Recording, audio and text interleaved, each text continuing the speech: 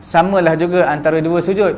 Sujud pertama, nak pisahkan sujud pertama dengan sujud kedua, tak dapat tidak, mesti kena pisahkan dengan duduk dulu. Duduk antara dua sujud. Jadi duduk antara dua sujud ni, duduk antara dua sujud dalam mazhab Hanafi tak perlu tamak-ninah, perantaraan saja.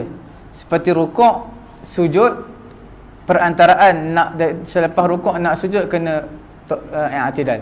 Tapi dalam mazhab Syafi'i kita, setiap rukun wajib kita kena tamak-ninah lah, i'tidal ataupun duduk antara dua sujud mesti berserta dengan tamak-ninah. Itu syarat, itu ataupun rukun. Kalau tidak ada tamak-ninah maka tidak sahlah solat tersebut. Kemudian kita bincangkan mengenai duduk antara dua sujud ini. Sebenarnya duduk antara dua sujud ataupun duduk tahiyat awal, tahiyat akhir, dia tidak ada kita panggil duduk cara macam mana pun boleh. Duduk bersila, duduk bersimpuh, duduk macam mana pun tak apa. Cuma ada beberapa sujud yang kita sebutkan minggu lepas. Sujudnya kita sebutkan minggu lepas, antara beberapa duduk antara sujud yang makruh lah, seperti mana duduk iqa'a, yang kita panggil seperti mana anjing duduk, ataupun seperti mana kera duduk. Dia duduk, kemudian tangan dia begini, dua-dua lutut naik, dua-dua kaki paha naik. Itu makruh lah. Selain daripada itu adalah semuanya hukumnya harus. Tetapi ada hukum sunat yang kita bincangkan minggu lepas. Ada sunat yang tak afdal, ada sunat yang afdal, kita bincangkan minggu lepas. Kemudian duduk antara dua sujud ini, kita ada bincangkan juga, dia adalah sujud, duduk antara dua sujud sebelum daripada bangun rakaat yang berikutnya. Bangun daripada sujud yang kedua, sebelum bangun rakaat yang berikutnya, disunatkan untuk kita duduk istirahah. Istirahah tu mana duduk antara dua sujud sebentar. Cuma di sini ada dua pandangan di kalangan ulama lah. Ada ulama menyatakan disunatkan tamak-ninah. Tamak-ninah sebentar, sekadar subhanallah, kemudian terus bangun. Ada yang menyatakan pendapat yang kedua, menyatakan selepas sujud kedua sekadar duduk antara dua sujud je, tak perlu tamak-ninah pun, terus bangun. Itu yang mengatakan disunatkan jilsah ataupun duduk antara dua sujud. Cuma ada dua pendapat, sama ada duduk tamak-ninah ataupun tak perlu duduk tamak-ninah. Yang kata perlu tamak-ninah tu duduk antara dua sujud, duduk kaki kanan pacak kan. Yang kata tak perlu tamak-ninah tu, pendapat tersebut dia kata kaki kita dua-dua kita pacak kan. Makna cepatlah, duduk sekejap terus bangun. Walau bagaimanapun tak jadi masalah duduk macam mana pun. Cuma duduk seketika pun tak apa. Yang penting duduklah. Sebelum kita naik terus, naik, kita panggil naik ke rakaat yang berikutnya. Cuma ada pendapat ulama yang satu lagi dalam mazhab kita juga, dia menyatakan tak sunat tau. Sebab apa tak sunat? Sebab riwayat-riwayat tak ada sebut pun. Yang sebut pun sikit sangat lah. Jadi maknanya yang jelasnya riwayat Nabi terus bangun, Nabi tak duduk dah, istirahah. Jadi ada juga sebahagian di kalangan ulama menyatakan sebenarnya maksudnya yang disunatkan tu ketika Nabi uzur, ketika Nabi sakit, ataupun ketika Nabi tak apa sihat, ataupun ketika Nabi dah tua, Nabi tak boleh nak bangun terus, kena step by step. Tapi pendapat majoriti di kalangan ulama, pendapat yang kuat dalam mazhab Syafi'i kita, hukumnya adalah sunat. Tak kiralah dia muda ke, dia tua, dia kuat, dia lemah, dia sakit, dia tak sakit, kita mengikut sunnah Nabi adalah disunatkan untuk kita berdua tangan kita sentuh di atas bumi sebelum kita bangun, dan disunatkan juga untuk duduk seketika, duduk antara dua sujud sebelum kita bangun ke rakaat berikutnya. Selalunya pada rakaat keberapa? Rakaat pertama nak masuk rakaat kedua, dan rakaat ketiga nak masuk rakaat keempat. Rakaat kedua memang tak jadi masalah, memang kita akan duduk, sebab untuk duduk tahiyat awal. Kemudian bagaimana kedudukan? Kita tak bincangkan minggu lepas kedudukan jari kita. Jari ini seperti mana yang kita tahu, jari ini adalah di mana tempat letaknya. Tujuan ulama menyatakan ini adalah kerana tak nak kita tangan kita ni bila tak ada satu tempat yang tetap, maka kita akan bergerak-gerak. Macam semayang lah, bila Allahu Akbar, antara tujuan tak nak kita bergerak-gerak tangan ni adalah tangan kanan berada di atas tangan kiri. Itu tujuan dia lah. Kalau tak, kita akan bergerak, pegang janggut, pegang telinga, pegang kopiah, mata, hidung dan sebagainya lah. Begitu juga ketika mana duduk antara dua sujud. Tangan ini letak mana pun boleh. Letak atas sejadah pun boleh, letak kiri kanan pun boleh. Tapi yang disunatkan adalah letak di kita punya lutut. Letak di, kita panggil apa, di permulaan lutut tu, sebelum masuk permulaan lutut. Kalau lutut kita begini, kita letak jari kita betul-betul di sebelum masuk kepada permukaan lutut, sebelum masuk lutut. Itu disunatkan lah. Adakah disunatkan jari ni terbuka ataupun rapat? Ada dua pendapat di kalangan ulama. Pendapat yang kuat adalah jari ni perlu dirapatkan. Seperti mana sujud perlu kita rapatkan jari. Sebab apa perlu rapatkan? Ulama kata sebab nak hadap ke arah kiblat. Kita ketika mana kita sujud, disunatkan jari jemari kita, jari jemari tangan lah, rapatkan. Sebab apa? Nak semua nak hadap ke arah kiblat. Tak disunatkan kita renggang. Bila renggang, jari kelingking tak hadap ke arah kiblat, ibu jari tak hadap ke arah kiblat. Jadi sebab tu bila kita sujud, rapatkan jari jemari, maka semua akan hadap ke arah kiblat. Begitulah juga ketika mana kita duduk antara dua sujud, jari jemari hendaklah rapatkan supaya semua hadap ke arah kiblat. Kalau rukuk tak disunatkan rapat. Sebab apa? Rukuk kita tak hadapkan jari, hujung jari jemari ke arah kiblat. Kita rukuk, jari jemari hadap ke belah bawah. Bila ke belah bawah, maka tak disunatkan rapat, renggangkanlah. Tapi jangan terlampau renggang sangat. Mana renggang biasa je, renggang yang sederhana. Duduk antara dua sujud ini ada juga perkara yang tak disunatkan tau. Antaranya ketika mana bangun daripada sujud tilawah. Kita pagi Jumaat, bila mana sujud tilawah, ataupun kita panggil sujud apa, sujud sejadah. Selepas sujud sejadah, apa yang kita buat? Imam akan bangun terus. Jadi pada imam bangun terus, tak disunatkan dia duduk seketika. Duduk, kita panggil duduk antara dua sujud. Ataupun kita sebut jilsah bainas sajadatain ini, duduk seketika sebelum berdiri. Itu untuk sembahyang sunat pun sama, sembahyang fardu pun sama, melainkan satu situasi, iaitu ketika mana bangun daripada sujud sejadah ataupun sujud tilawah. Sujud tilawah, kalau pagi Jumaat imam baca innama yu'minu bi ayatina alladhina idza zukiru biha kharru sujadan wa sabbahu bihamdi rabbihim wa hum la yastakbirun. Imam pun Allahu akbar, sujud. Lepas imam baca sajadah wajhi lillazi sampai habis, maka pada ketika itu imam bangun, makmum bangun terus. Tak perlu duduk seketika. Itu tak disunatkan lah. Tapi kalau sakit lutut, duduklah juga seketika. Kalau sihat, maka tak disunatkan untuk duduk seketika. Jadi duduk antara dua sujud ni, kesimpulan dia, bangun daripada sujud yang kedua hukumnya sunat. Cuma dalam mazhab Abu Hanifah, mazhab Hanafi, tak disunatkan. Dalam mazhab Hanafi kita tengok orang Pakistan, Bangladesh, mereka semayang rakaat yang sujud yang kedua, mereka tak duduk macam kita dah, duduk sekejap baru bangun, terus bangun terus. Sembahyang sunat itu sembahyang fardu macam tu.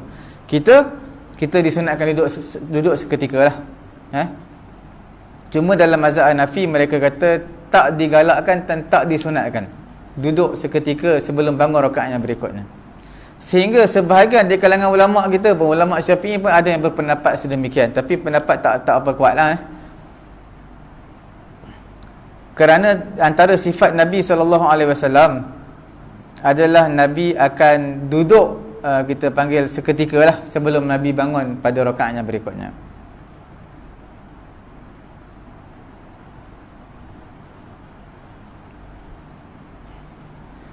Jadi sebahagian di kalangan ulama Syafi'i kita, mereka kata bangun sujud kedua terus bangun rakaat yang berikut. Sebab apa mereka kata tak disunatkan duduk seketika sebelum bangun pada rakaat yang berikutnya? Mereka kata tak ada pun dihikayatkan, diceritakan riwayat seperti itu Nabi duduk seketika.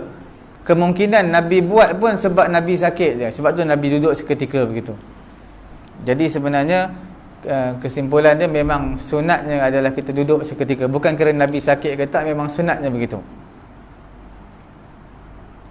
Cuma mengenai dengan kita panggil ulama berbeza pendapat dalam mazhab Syafi'i kita, ashabus Syafi'i, ulama-ulama dalam mazhab Syafi'i, Mereka berbeza pendapat mengenai dengan duduk selepas daripada sujud. Itu yang kita bincangkan tadi tu. Ada ulama kata duduk tumakninah sekejap, ada yang kata tak perlu tumakninah. Kemudian hukum rakaat yang kedua sama sebiji macam rakaat pertama, semua sama. Apa yang kita buat pada rakaat yang pertama, itulah yang kita buat pada rakaat yang kedua. Cuma melainkan 5 perkara lah. Perkara pertama, rakaat pertama kita niat, rakaat kedua tak ada niat dah. Rakaat yang pertama ada takbiratul ihram, rakaat kedua tak ada takbiratul ihram. Perkara yang ketiga adalah mengangkat tangan ketika takbiratul ihram, Allahu Akbar. Rakaat yang kedua tak perlu angkat tangan, rakaat yang pertama sahaja. Kemudian perkara yang keempat, dan perkara yang keempat, sebelum kita semayang mesti kita fokus dulu. Sebelum kita semayang, fokus. Jadi begitu fokus ni makna dada menghadap ke arah kiblat. Tapi ketika mana rakaat kedua kita tak perlu fokus apa dah, memang dada memang dah hadap ke arah kiblat. Kemudian perkara yang kelima adalah auzubillahi minasyaitonirrajim sebelum kita baca Fatihah. Begitulah juga pada rakaat yang kedua pun auzubillah juga. Cuma rakaat yang kedua tuntutan auzubillahi minasyaitonirrajim tak sekuat seperti mana tuntutan pada rakaat yang pertama baca auzubillahi minasyaitonirrajim. Kemudian kita nak bincang mengenai dengan duduk tahiyat awal. Tahiyat awal ni ada sebahagian di kalangan ulama dalam mazhab Hambali hukumnya wajib tahiyat awal. Siapa tak buat maka tak sah sembahyang dia. Tapi majoriti di kalangan ulama termasuk mazhab Syafi'i hukumnya adalah sunat. Mazhab Hambali, Imam Ahmad bin Hanbal dia kata wajib. Sebab apa? Apa dalil dia kata wajib tahiyat awal ni ataupun tasyahud awal? Dalil yang pertama, sebab Nabi kata apa? Nabi kata sallu kama raaitumuni usalli. Kamu semayang seperti mana kamu lihat aku semayang. Apa yang aku buat, maka kamu buatlah. Maka Nabi buat tahiyat awal, maka mereka kata Nabi buat, kita kena buat, wajib. Perkara yang kedua, perbuatan Nabi. Nabi buat perkara tersebut, perbuatan Nabi dalam solat, maka mesti kita kena buat. Itu antara beberapa dalil dalam mazhab Hambali yang mengatakan wajib. Kemudian dia kata perkara yang ketiga, dia kiaskan. Dia kata tasyahud akhir tu wajib ke tak? Wajib. Jadi tasyahud awal pun wajib. Dia kata begitu. Kita jawablah dalam mazhab Syafi'i kita. Kita kata kalaulah andai kata tahiyat awal ni wajib, sebab apa? Nabi ada sekali Nabi terlupa dan Nabi naik rakaat yang ketiga.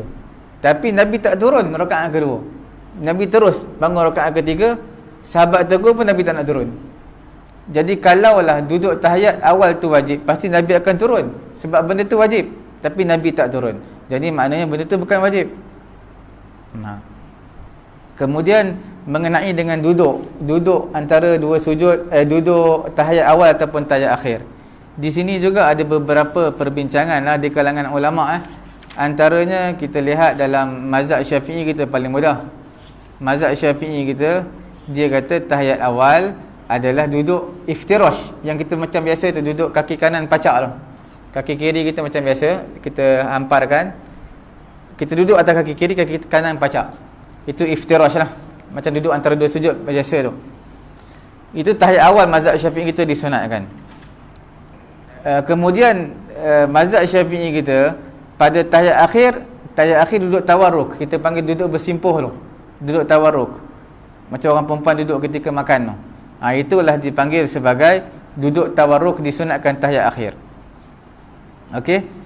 Jadi ulama Syafi'i kita buat perbezaan antara tahiyat awal duduk begini, tahiyat akhir duduk macam ni. Tak kira lah sembahyang fardu ke sembahyang sunat, macam tu lah.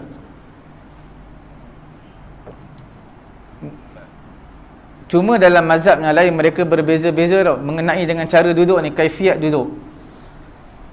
Ada sebahagian di kalangan ulama, antaranya mazhab Malik, dalam mazhab Maliki.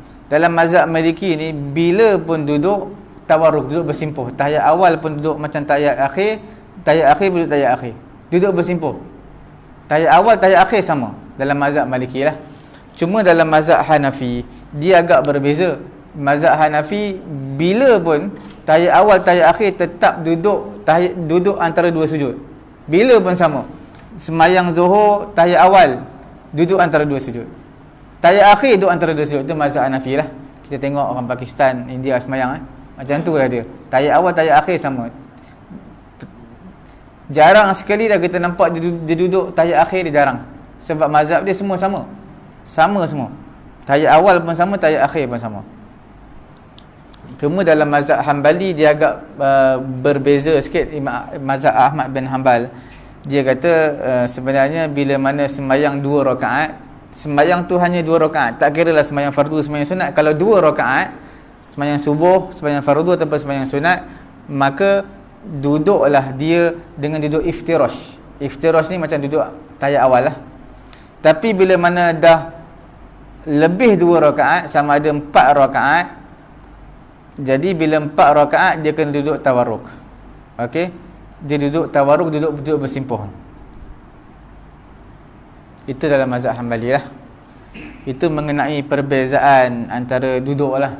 Duduk jadi sebab tu kita lihat sebahagian orang ni daripada berlainan apa, negara, maka dia akan duduk lain-lain. Ada yang duduk tahiyat awal begini, tahiyat akhir begini.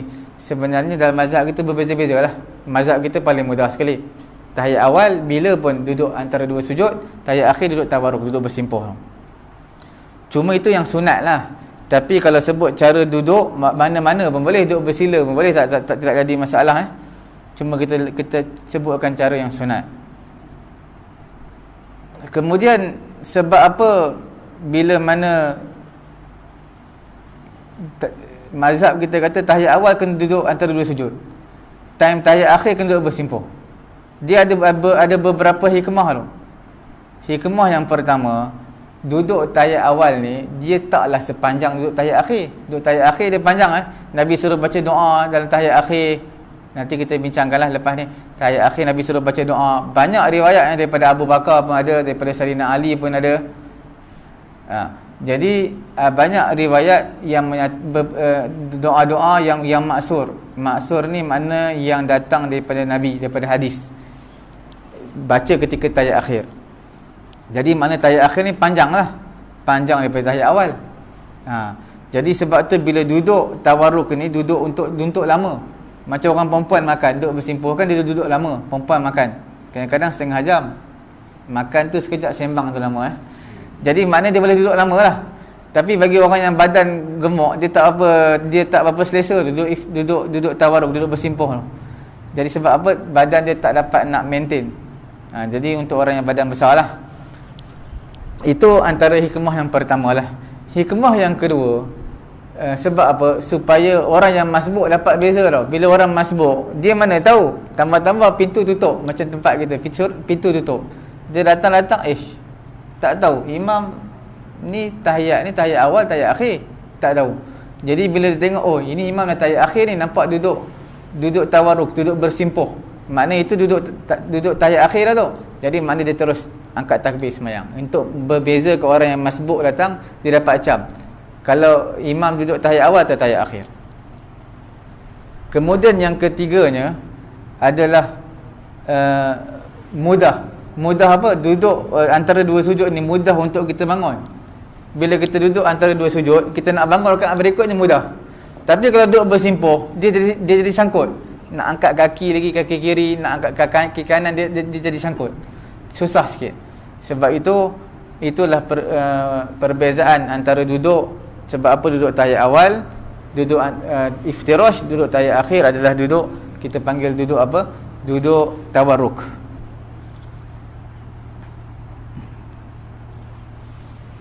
Kemudian hikmah dia lagi, setiap perbuatan ni, kita tahu perbuatan dalam solat, bila mana sebahagian berbeza pada kadar dia, kadar bacaan tu berbeza, maka sudah pasti kondisi juga akan lain, beza juga. Contohnya macam apa? Contohnya macam kita kata macam tahiyat tadilah. Tahiyat awal kadar bacaan itu pendek, jadi cara duduk tu lain. Contoh pada tahiyat akhir, kadar bacaan tu panjang, jadi sudah pasti cara duduk pun lain. Dalam solat kebanyakannya begitulah, bila mana kadar dia lain, maka kondisi dia pun akan jadi lain. Kemudian mengenai dengan tahiyat ni, kita nak bincangkan juga mengenai dengan gerakkan jari ni. Gerakkan jari. Sudah pasti di sini ada dua pendapat di kalangan ulama lah. Pendapat yang pertama kata disunatkan gerakkan jari. Jari ni kena gerakkan ketika mana tahiyat. Mana bukan mazhab lain ni, mazhab Syafi'i kita pun ada yang kata disunatkan gerakkan jari. Gerakkan jari. Kalau orang kata gerakkan jari ni apa? Wahabi je. Dia bukan Wahabi. Mazhab Syafi'i pun ada. Tapi pendapat yang tidak kuat lah. Pendapat yang kuat, dia kata pendapat yang kuat hanya isyaratkan, maknanya kita angkat je jari. Isyaratkan tauhid. Ni makna asyhadu an la ilaha illallah. Angkat je jari, tak perlu kita gerak-gerakkan. Inilah riwayat yang paling sahih daripada siapa? Amir bin Abdullah. Dia kata anna Nabi sallallahu alaihi wasallam kana yushiru bi asbu'ihi idza da'a wa la yuharrikuhu. Nabi sallallahu alaihi wasallam akan mengisyaratkan dengan jari dia bila Nabi berdoa, Nabi baca tahiyat, dan Nabi tak gerak-geraklah jari dia. Nabi angkat, gerakkan. Nabi mengisyaratkan jari. Nabi tak gerak-gerakkan. Tapi sebenarnya gerak tu maksudnya gerakkan daripada bawah naik ke atas. Gerakkan. Bukan maksud menggerak-gerakkan. Menggerakkan daripada bawah naik ke atas. Bukan menggerak-gerakkan. Tapi riwayat yang paling kuat iaitu Nabi isyaratkan jari ni. Isyaratkan tapi Nabi tak menggerak-gerakkan. Okey. Jadi sebab dalam hadis pun ada sebut tau. Disebut apa? Dalam hadis sebut hiya maz'aratun lisyaitan. Kerana menggerak-gerakkan jari ini adalah memberi kegerunan kepada syaitan. Gerun syaitan. Sebab apa? Asyhadu an la ilaha illallah. Jadi untuk menggerunkan syaitan. Tapi dalam mazhab kita Syafi'i, pendapat yang kuat tak disunatkan untuk kita gerakkan jarilah. Kemudian bagaimana sebenarnya menggerakkan jari ni hukumnya makruh tau. Pergerakan yang kecil, bergerak-gerak ni hukumnya makruh. Pendapat kuat dalam mazhab Syafi'i kita makruh. Gerak-gerak. Sebab kita nak sembahyang ni dalam keadaan tenang. Tak nak ada gangguan apa-apa. Kalau kita gerak-gerak, orang sebelah pun tengok jari, naik turun, naik turun, naik turun. Jadi akan ganggu. Fokus dia akan ganggu. Bulat-bulat. Ada juga jenis bulat-bulat tu pun ada juga. Adalah. Tapi yang itu saya tak tahulah yang bulat-bulat, tapi apa? Ada orang buat lah. Tapi maksudnya kita gerakkan jari lah, gerakkan jari. Jadi dia akan ganggu fokus kita. Menggerakkan jari, mazhab Syafi'i kita makruh. Sebab apa makruh? Pergerakan yang kecil selalu bergerak hukumnya makruh. Macam ketika tahiyat kita gerak-gerakkan, dia tak batal solat. Lebih 3 kali pergerakan tak batal, sebab dia pergerakan kecil. Pergerakan yang besar itu yang 3 kali yang membatalkan solat. Pergerakan yang membatalkan solat dia 3 kali, tapi pergerakan yang besar dan berturut-turut. Kalau kita garu kepala, ni pergerakan besar ni, sebab kita angkat tangan tau, pergerakan besar. Tapi lepas lama tu kita angkat sekali lagi, itu tak berturut-turut. Berturut-turut ni kita garu kepala, sekejap lagi usap janggut. Garu kepala tak sempat letak tangan lagi, usap janggut pula. Kemudian garu pula belakang. Jadi itu dah berturut-turut 3 kali pergerakan besar. Tapi pergerakan kecil dia tak batal. Contohnya kita gatal dekat pipi, kita garu banyak kali, garu. Tapi tangan kita tetap apa? Tidak, tangan pergerakan besar ni dia tidak bergerak. Yang bergerak pergerakan kecil, jari kita. Jari jemari yang gerak. Jari jemari gerak tak apa, sebab dia anggota kecil. Gerak banyak kali pun tak apa, tapi makruh lah. Tapi yang besar ni tak boleh gerak banyak. Tangan, kepala. Sebab kadang-kadang bila kita nak baca Quran ni, tambah-tambah dia nak buat lagu pula. Jadi kepala dia bergerak tu. Kepala dia bergerak. Bismillah, dia bergerak kepala. Bila bergerak tu kepala dikira anggota besar tau. Dikira anggota besar. Melainkan dia ada penyakit. Mungkin dia ada penyakit Parkinson. Parkinson ni selalunya tangan kaki je, tapi dia kepala sekali. Kepala. Jadi bila kepala ni kalau ada penyakit tak apa. Tapi ada tau orang penyakit, dia bila semayang, dia dengan sendiri ni dia kepala dia akan pusing. Sendiri. Dia semayang, kepala dia sendiri akan pusing. Sekejap lagi dia pusing pula. Tapi itu bukan dia sengaja, memang penyakit dia gitu. Dia sembahyang dia akan pusing, automatik pusing. Patah balik. Lepas dia baca pusing balik. Nah, jadi penyakit macam tu tak apalah. Tapi kalau sengaja boleh batal. Sengaja dia jadi makruh. Sengaja dia jadi makruh. Kita sembahyang, tiba-tiba kita nak tengok jam ke apa. Kita nak tengok jam ke apa boleh. Tapi mata kita angkatlah, jangan kepala kita angkat tinggi. Mata kita tengok sikit mata. Mata kita bergeraklah, mata bergerak sikit. Tapi bergerak sikit lah. Tapi jangan bila kita nak tengok jam tengok macam tu jelah. Tapi janganlah kita tengok atas tengok jam. Tu tengok aircon pula. Tengok pula lampu. Lampu ni pasang macam mana ni? Lampu. Jadi itu jadi makruh lah sebab dia hilang fokus. Tapi kalau kita panggil kadang-kadang kita semayang, kita tak boleh nak fokus habis tau. Mata kita mesti akan syaitan akan apa? Tarik juga untuk kita tengok. Jadi sebab itu kalau dalam masalah tu tak apalah. Tapi dalam masalah yang mana kita dah tengok lah, mata kita dah lari fokus, patut tengok tempat sujud, kita tengok tempat lain. Kemudian tengok lagi, maka hukumnya adalah makruh. Tapi kalau bergerak kepala terus, tengok sebelah kanan, itu makruh juga, dia tak batal dengan solat. Tapi 3 kali pergerakan yang besar makruh lah. Tengok kanan, tengok kiri, tengok kanan sekali lagi makruh. Sebab dia 3 pergerakan yang besar yang berturut-turut. Itu perbezaan dia lah.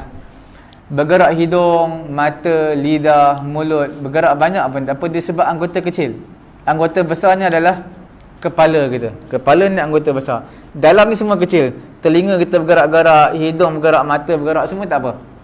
Itu tidak jadi masalah lah. Apa dia? Badan anggota besar. Badan anggota besar. Badan bergerak banyak, dia boleh batal solat lah. Bergerak banyak, badan anggota besar. Kaki bergerak banyak, dia boleh membatalkan solat sebab dia anggota besar. Itu dalam mazhab Syafi'i kita agak ketat sikit lah. Tapi kalau mazhab lain dia agak longgar tu. Kita tengok imam-imam dekat Mekah ke mana, dia semayang boleh betulkan jubah lagi, serban tarik, dia boleh. Sebab mazhab Syafi'i kita dia ketat. Dia kata pergerakan yang banyak membatalkan solat. Macam mana nak tahu pergerakan yang banyak tu? Jadi mereka buat satu garis panduan. Mereka kata pergerakan yang banyak tu yang membatalkan solat bila 3 kali pergerakan yang besar yang berturut-turut. Kemudian selawat pada tasyahud akhir. Selawat ini pada tahiyat awal, adakah disunatkan ataupun tidak? Selawat pada tahiyat awal, selawat kepada Nabi, Allahumma salli ala Sayyidina Muhammad, disunatkan pada tahiyat awal.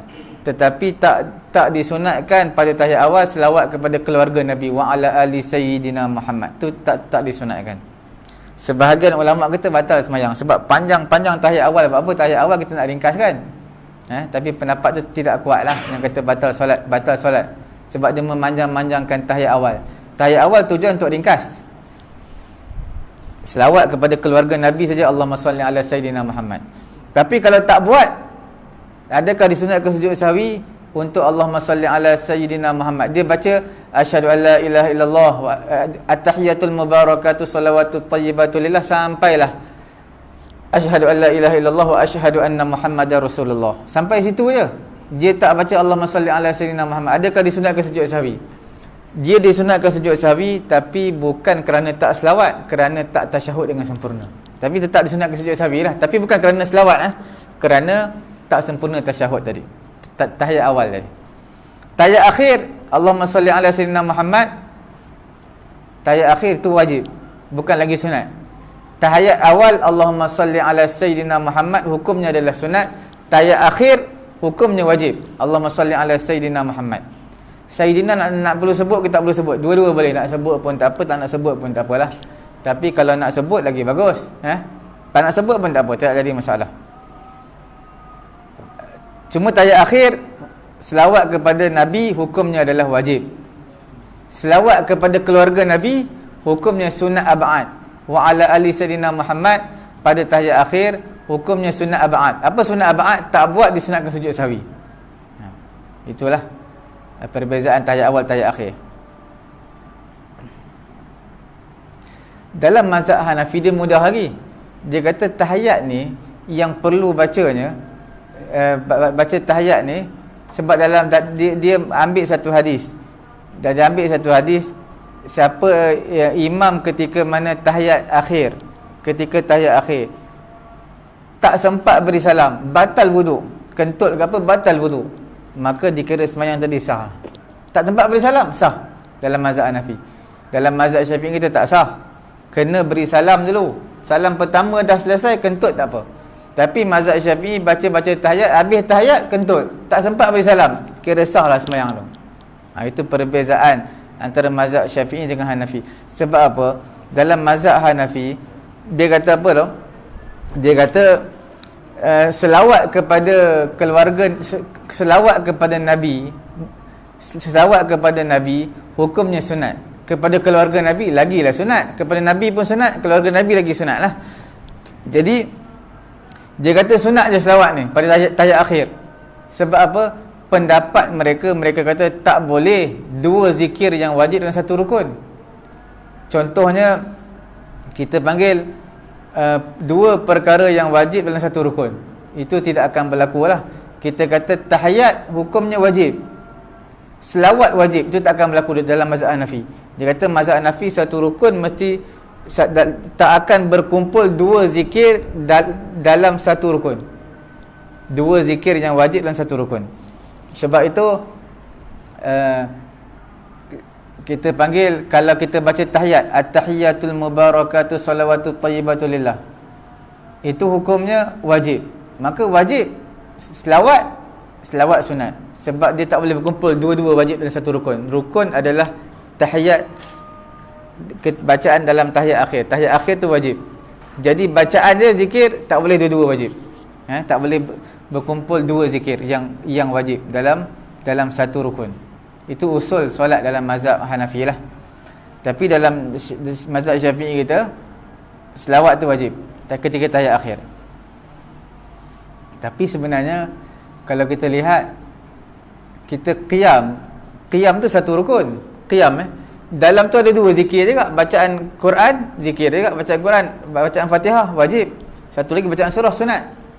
Jadi sebenarnya dua zikir, satu wajib, satu sunat, ada dalam qiyam. Kita jawab baliklah dalam mazhab Hanafi.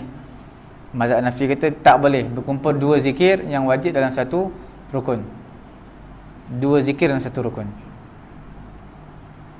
Kemudian doa selepas tasyahud ni banyak doa. Boleh tengok dalam kitab apa, azkar pun ada.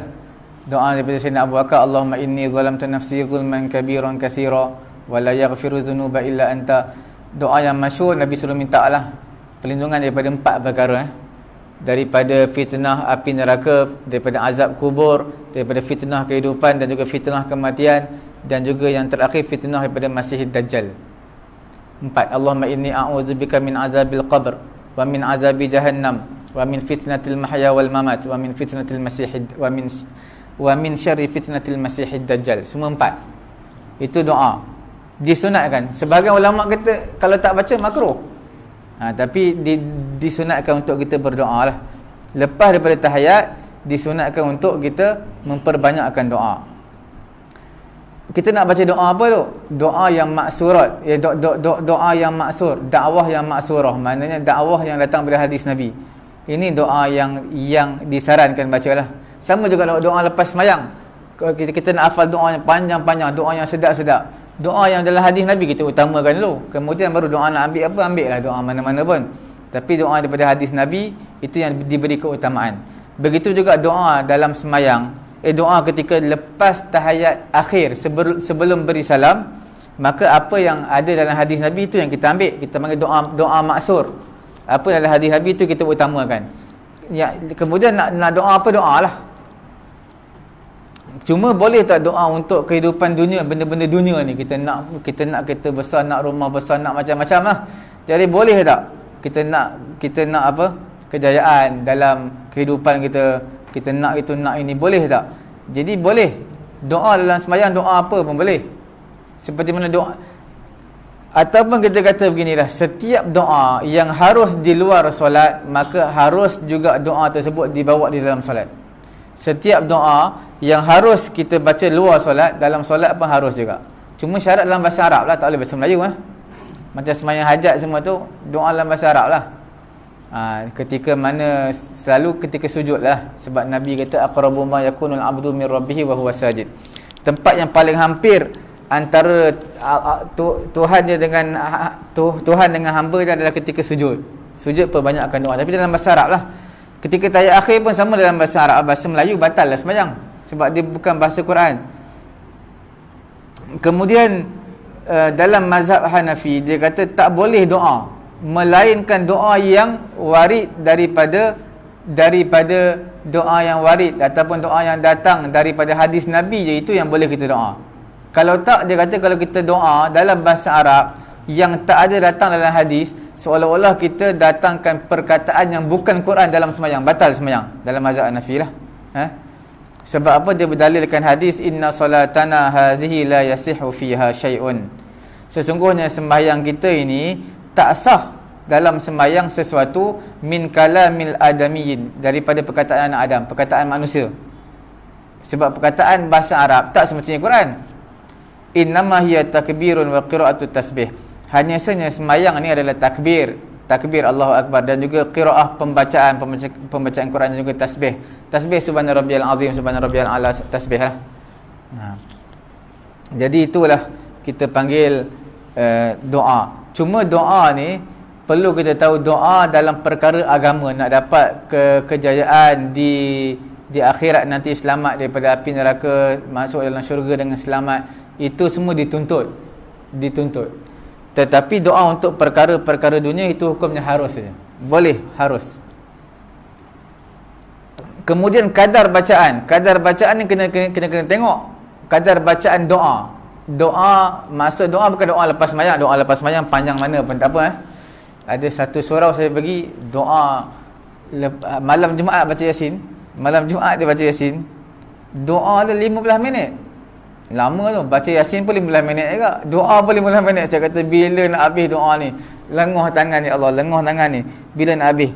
Mula-mula orang daripada angkat tinggi macam ni, tinggal separuh, lain kali bawah tu, lama sangat, 15 minit doa. Allah Akbar, 15 minit doa dia. Baca Yasin pun cepat-cepat pun 15 minit. Dia doa 15 minit, lama. Jadi maksud doa yang kita nak bincangkan ni, doa selepas daripada tahiyat akhir sebelum beri salam. Doa ni tengok juga bila kita sembahyang jemaah, imam tadi disunatkan baca doa, tapi jangan panjang sangat. Panjang macam mana kadar panjang tu, macam mana garis panduan dia. Kadar panjang tu janganlah panjang seperti tahiyat awal. Maknanya disunatkan dia kurangkan panjang daripada tahiyat awal. Tahiyat awal berapa saat kita baca? Mungkin kita kata 30 saat. Maka doa yang kita nak baca walaupun banyak dalam hadis Nabi, kurang 30 saat. Itu maksud dia. Sebab apa kena pendek daripada tahiyat awal? Bacaan dia kena pendek. Sebab tahiyat awal tu zikir. Sebab nak bezakanlah antara zikir dengan doa. Zikir ni panjang-panjang pun tak apa. Zikir tahiyat akhir itu panjang, tapi janganlah pula doa lebih panjang daripada zikir. Pakai pendekkan lagi lah daripada zikir. Perbanyakkan zikir, doa tu pendekkan sikit. Tapi untuk kita sembahyang seorang tu tak jadi masalah lah.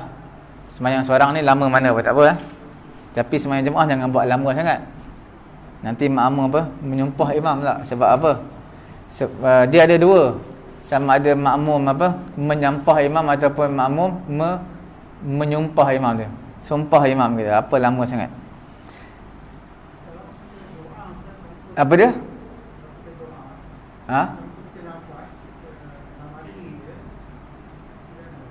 Doa bahasa Arab, bahasa Melayu?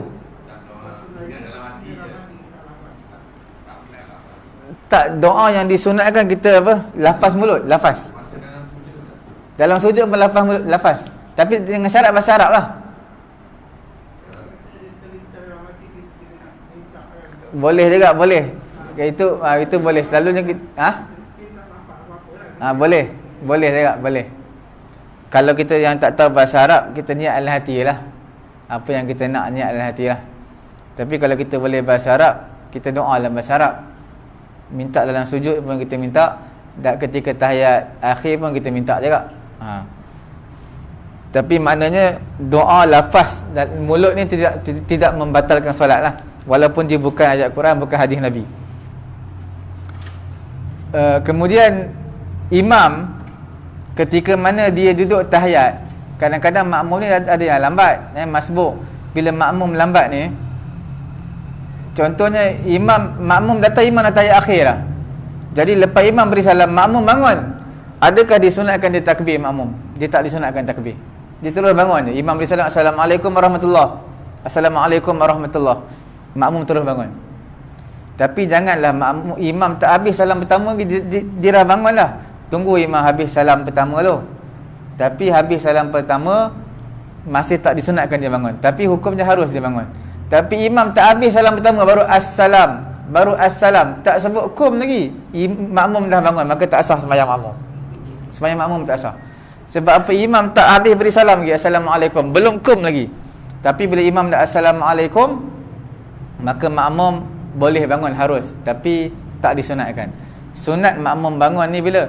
Ini bukan bangun keluar surau, bukan. Bangun untuk orang masbuk. Jadi untuk orang yang masbuk, orang yang lambat, imam dah bangun salam pertama, salam kedua, baru disunatkan makmum bangun. Bangun tersebut tak disunatkan untuk dia takbir. Sebab apa? Takbir ni untuk takbiratul ihram, itu disunatkan takbir. Tapi bila mana dia bangun, tak perlu takbir. Sebab itu bukan tempat dia pun. Itu bukan tempat dia. Sebab apa? Sebab imam duduk tahiyat akhir, dia datang lambat, dia duduk tahiyat akhir. Tapi sebenarnya itu bukan takbiratul ihram dia. Jadi tak perlu dia takbir. Kalau dia takbir, taklah batal sembahyang, tapi tak disunatkan lah. Kalau dia datang, imam dah rakaat yang keempat, rakaat yang ketiga, imam sembahyang maghrib, imam rakaat yang ketiga sembahyang maghrib, dia sempat satu rakaat lah, rakaat ketiga. Jadi dia kena tambah berapa rakaat lagi? Tambah 2 lagi rakaat. Imam beri salam, dia bangun, tetap tak disunatkan dia sebut takbir Allahu Akbar, terus bangun je lepas imam beri salam. Melainkan dia betul-betul pada tempat tahiyat awal. Bila betul-betul pada tempat tahiyat awal, contoh secara kebetulan sembahyang isyak 4 rakaat, dia masuk rakaat ketiga, imam rakaat ketiga dia pun sampai. Jadi bila imam tahiyat akhir, dia tahiyat awal. Jadi bila dia tahiyat awal, disunatkan bagi makmum untuk dia takbir Allahu Akbar, bangun rakaat yang berikutnya, kerana itu adalah rakaat sebenarnya yang disunatkan dia takbir. Yang lain tu bukan rakaat sebenar dia. Yang lain tu sebab nak meraihkan imam. Sebab imam rakaat dia, jadi kita pun ikut rakaat imam. Okey Ada apa-apa soalan?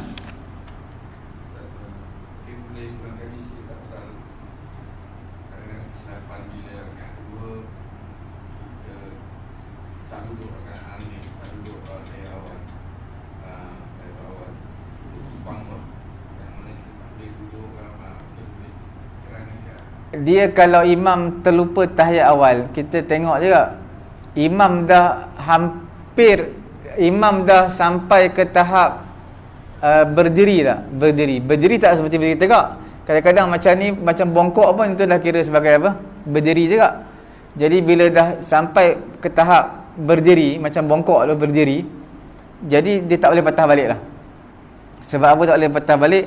Sebab dia telah kembali kepada perkara yang sunat. Dia dah buat benda rukun dah. Bila berdiri tegak, hukumnya wajib. Sebab itu rukun solat, qiyam. Qiyam ni rukun. Bila kita terlupa tahiyat awal, dah berdiri tegak lah, maka tak perlulah kita berpatah balik untuk melakukan perkara sunat. Dia ada dua sebenarnya dalam masalah ni. Dia seseorang yang melakukan perkara yang fardu, seseorang yang telah melakukan perkara yang fardu, tapi dia nak berpatah balik untuk melakukan perkara yang sunat, maka kita kena lihat perkara yang sunat tersebut adalah perkara rukun qauli ataupun rukun fi'ali. Okey, kalaulah kita kata dia telah melakukan perkara yang rukun, tapi rukun tersebut adalah rukun fi'ali. Apa rukun fi'ali? Bangun, qiyam, rukun fi'ali. Maka dia tak boleh berpatah balik pada rakaat yang kedua untuk buat tahiyat awal, kerana berpatah balik dalam rukun fi'ali hukumnya batal sembahyang. Batal. Ada pelajar apa saya tu, dia dah tahu dah, dia dah sembahyang isyak tarawih, sebelum nak start tarawih sembahyang isyak 4 rakaat, tertinggal tahiyat awal. Dia dah tahu tak boleh duduk, tapi makmum belakang tekan dia duduk. Subhanallah, subhanallah, subhanallah. Dia pula kecil lagi. Jadi dia rasa tekanan, duduk juga. Walaupun dia tahu batal solat, dia duduk juga. Sebab makmum tekan dia, subhanallah, subhanallah, suruh duduk. Dia pun duduk. Bukan kata dia batal, semua makmum batal sembahyang. Sebab makmum tekan dia. Makmum pressure dia. Jadi dia pun terpaksalah duduk, walaupun dia tahu benda tu batal sembahyang. Jadi ada satu lagi, dia bukan rukun fi'ali tau, dia rukun qauli. Rukun qauli berpatah balik melakukan perkara sunat tak apa. Contohnya kita baca Bismillahirrahmanirrahim, satu ayat daripada Fatihah. Wajib tu Fatihah tu. Tiba-tiba lupa nak baca auzubillahi minasyaitonirrajim, berpatah balik melakukan perkara sunat. Itu tak apa dalam rukun qauli. Qauli ni maknanya perkataan, percakapan, pembacaan. Tapi dalam rukun fi'li tak boleh patah balik. Rukun fi'li ni makna yang melibatkan perbuatan, maka batal sembahyang.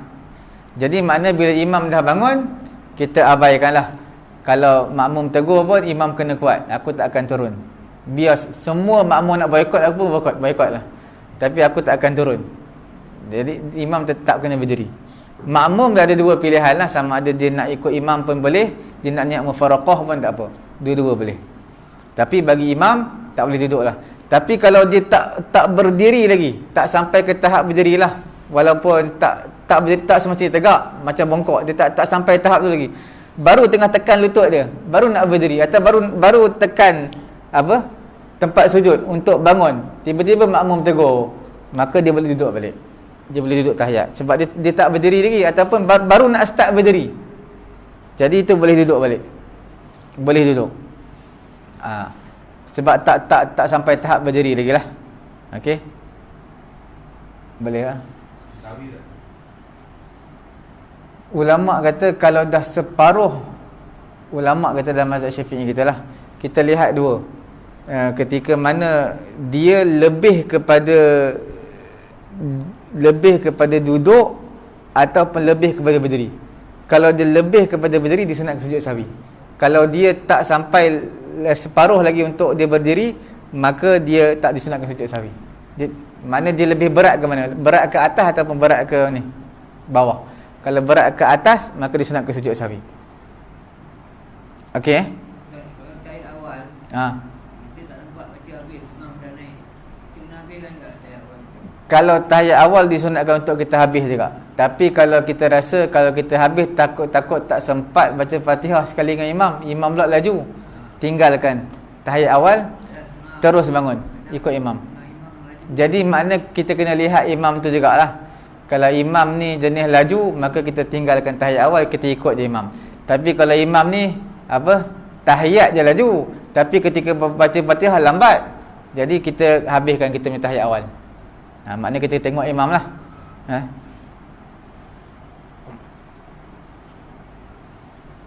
Lagi ada apa lagi ya? Ya.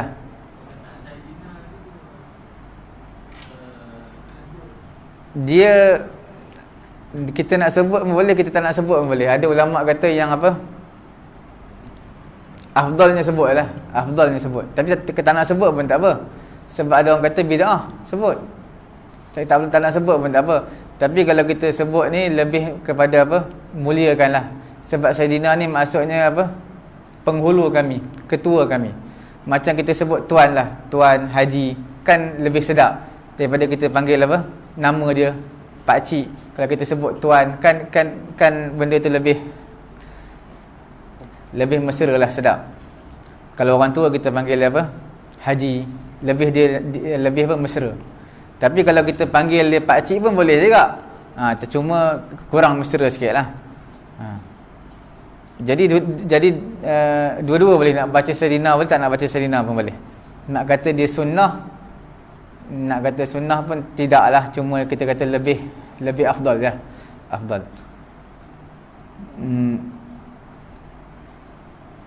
Kemudian kita lihat yang terakhir pada malam ni, insya-Allah, mengenai dengan disunatkan kita ketika duduk tahiyat awal ni tangan kiri kita disunatkan kita buka lah, hamparkan, buka, rapatkan jari, buka, hadap ke arah kiblat. Supaya macam tadilah, diletakkan sebelum masuk ke lutut tadi, dekat dengan lutut, mana dekat dengan lutut. Tangan kanan ni ada 3 pendapat di kalangan ulama. Pendapat pertama, dia kata tangan kanan kita ni apa yang kita perlu buat, letak di atas paha kiri, kemudian kita genggam, melainkan jari telunjuk je kita tidak genggam. Sebab hadis daripada Ibnu Umar, dia kata anna Nabi sallallahu alaihi wasallam kana idza qa'ada fi tasyahhudi, Nabi sallallahu alaihi wasallam apabila Nabi duduk tasyahud, Nabi akan letak tangan kirinya di atas paha kiri dia. Okey, itu selesailah. Kemudian Nabi letak tangan kanan ala rukbatihil yumna, atas paha kanan. Kemudian wa aqada salasatan wa khamsina, kemudian Nabi akan genggam tangan. Kalau kiraan tasbih dia kata kiraan 53. Mana genggam, keluarkan jari ini saja. Wa asyara bisababah, Nabi keluarkan jari ini saja. Riwayat daripada Ibnu Zubair, dia kata Nabi SAW bila mana Nabi duduk iftirash, maka Nabi akan pacakkan kaki kanan Nabi, wa wada'a ibhamahu 'indal wusta, kemudian Nabi akan letakkan ibu jari Nabi di atas jari jari ni telunjuk, jari ni telunjuk, jari tengah. Nabi akan letak ibu jari di atas jari tengah.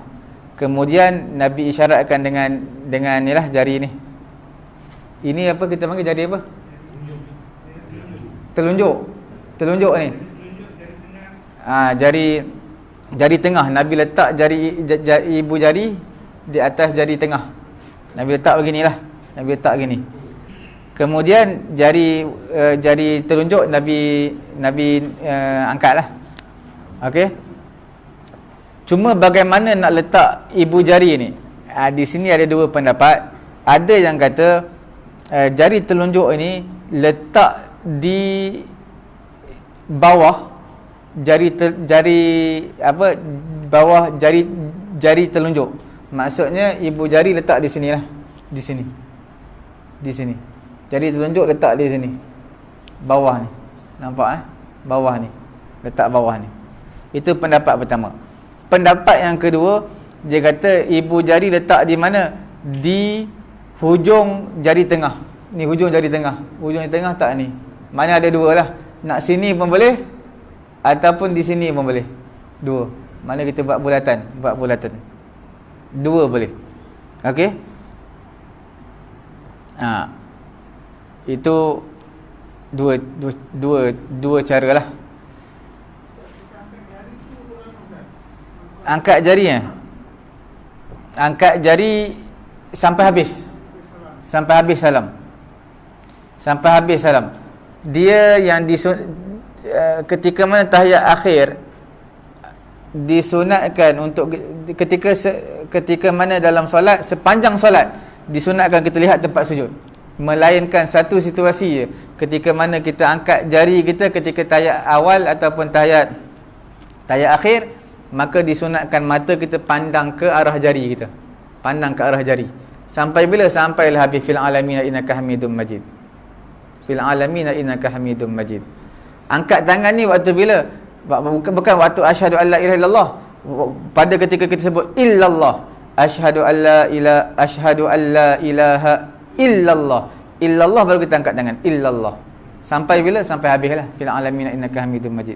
Sampailah kita baca doa semua sekali lah. Kita baca doa semua tu. Lepas tu kemudian baru kita beri salam. Itu antara perkara yang disunatkan lah. Kemudian apa lagi? Itu sajalah, tak ada apa. Sambung nanti sebab ada beberapa lagi mengenai dengan tahiyat akhir ni. Cuma mengenai tahiyat akhir ni dia ada, itu yang kita bincang tadi baru pendapat pertama. Dia ada pendapat ketiga. Jari ini dipanggil sebagai sababah. dalam bahasa Arab, jari telunjuk dipanggil sababah. Sebab apa sababah? Dia ada dua tau, sababah. Yang pertama sebab jari ni untuk kita apa? Cela orang. Cela. Sabab ni maknanya yang banyak apa? Yang banyak mencela. Sabab. Jadi yang banyak mencela ni bila kita nak apa maki orang, kita akan guna jari ni. Itu panggil sabab. Kita tutup majlis kita tasbih kifarah. Subhanallahumma wa bihamdihi, subhanakallahumma wa bihamdika asyhadu an la ilaha illa anta astaghfiruka wa atubu ilaik. Bismillahirrahmanirrahim. Alhamdulillahirabbil alamin wassalatu wassalamu ala rasulina Muhammad wa ala alihi washabbihi ajma'in. Allahumma anfa'na bima 'allamtana wa 'allimna ma yanfa'una wa zidna 'ilma. Alhamdulillahi ala kulli hal wa na'udzubillahi min hali ahli an-nar wa sallallahu ala sayyidina Muhammad wa ala alihi washabbihi. Alhamdulillahirabbil alamin.